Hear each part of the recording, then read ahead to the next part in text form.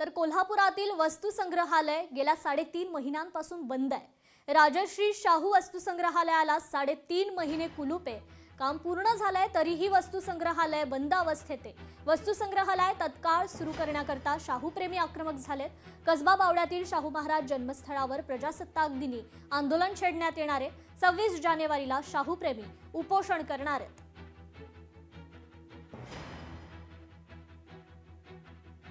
स्मारक तयार होऊन वस्तू संग्रहालय पूर्ण होऊन सुद्धा जर ते बंद राहत असेल तर किती दुर्दैवाची बाब आहे। कोण एवढा धारीतला शंकराचार्य आहे, शुक्राचार्य आहे, जो शुक्राचार्य आहे की ज्याच्यामुळे हे काम थांबलेलं आहे। तातडीनं राजश्री शाहूंचं वस्तू संग्रहालय खुलं करावं म्हणून आम्ही 26 जानेवारीला कोल्हापुरातील तमाम शाहू प्रेमी शाहू जन्मस्थळ कसबा बावडा या ठिकाणी आम्ही उपोषणाला बसणार आहे। सिंहस्थ कुंभमेळ्याच्या कामावरून साधू महंतांची नाराजी आहे। त्र्यंबकेश्वरमध्ये सुरू असलेला सिंहस्थ कुंभमेळ्याची ही कामं चुकीच्या पद्धतीनं आणि धीम्या गतीनं होत असल्याचा साधू महंतांचा आरोप आहे।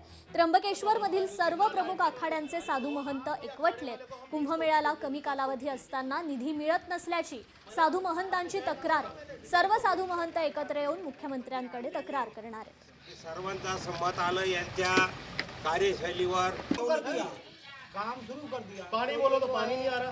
सारे धोखाधड़ी का केस ना कोई व्यवस्था है, ना लाइट की व्यवस्था है। तो अखाड़े वाले को हम 20 कोटी देंगे, 10 कोटी देंगे। आमची मागणी सर्वात अगोदर आमच्या आखाड्याची आणि आमच्या साधूची आहे की आमची पूर्तता यांनी केली नाही।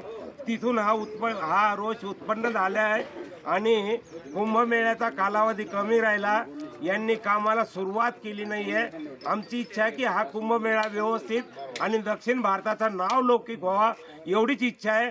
म्हणून आम्ही हे असं या प्रकारचं आम्ही आमचा एक राग आणि भावना आहे व्यक्त करतो आणि आम्ही सरकारला जागरूक करू इच्छितो। लोकशाही मराठी ऐका, पहा, जागरूक रहा।